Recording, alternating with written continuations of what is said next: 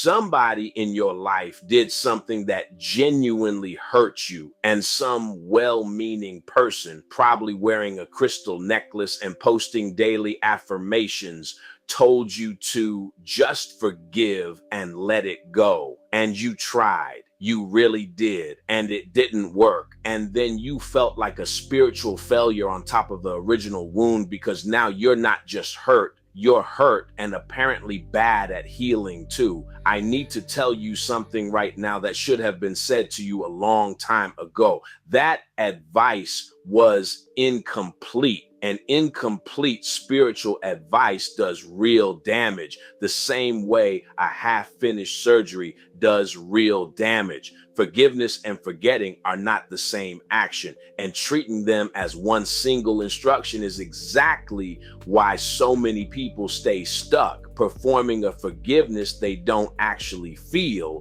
while the resentment just goes underground instead of actually leaving. Forgetting is an act of erasure. It requires you to pretend the event either didn't happen or doesn't matter, and your mind, which is far too intelligent to be fooled that easily, knows the difference between genuine release and forced amnesia. Forgiveness is something else entirely. Forgiveness is the decision to stop letting a past event continue extracting payment from your present while still keeping full, clear-eyed knowledge of exactly what happened and exactly what it cost you. Here's why this distinction actually changes everything about how you approach healing. When people try to forgive and forget, they're actually attempting two contradictory operations at once. One half is trying to release the emotional charge, while the other half is trying to pretend the wound never happened.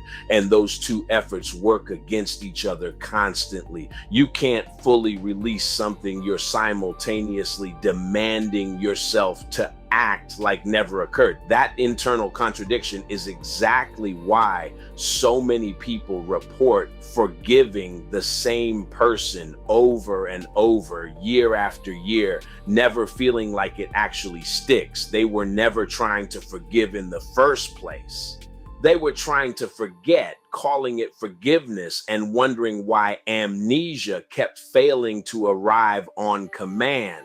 Real forgiveness requires you to hold something most spiritual content is too uncomfortable to say out loud. You can fully forgive someone and still never speak to them again. You can fully forgive someone and still tell other people exactly what they did with complete accuracy, no softening required. Forgiveness was never a contract requiring you to reopen access to your life for somebody who damaged it. That's an entirely separate decision, governed by entirely separate criteria, and conflating the two is how people end up trapped in repeated harm, mistakenly believing genuine forgiveness obligates them to keep the door open for round two. I want to be precise about the actual mechanism here, because vague platitudes have failed you enough times already. Forgiveness isn't a feeling you wait around for.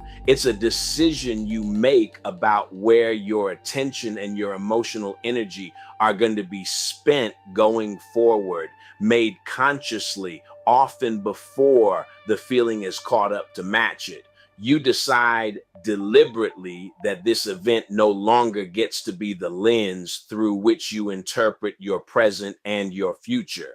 The feeling of peace usually arrives after that decision, not before it, which is exactly why so many people wait for the feeling first and never make the actual decision that would have produced it.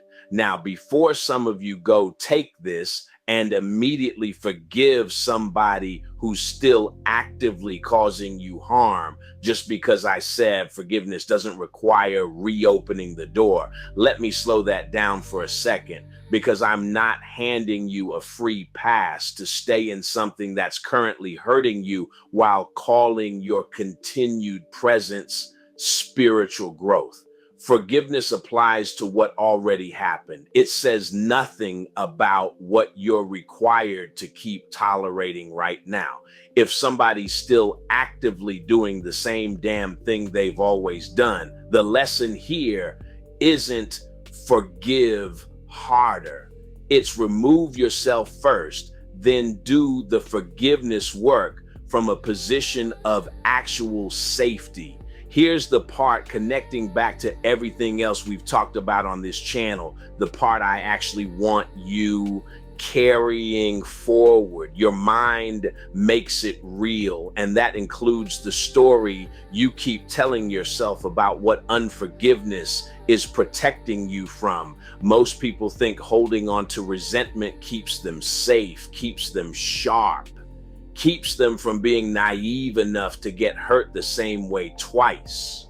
In reality, that resentment becomes its own kind of architecture, a structure built out of repeated emotional charge that ends up costing you far more than the original event ever did, because the original event happened once and the resentment replays itself for years, charging you rent on a room the original offender hasn't even thought about in a long time.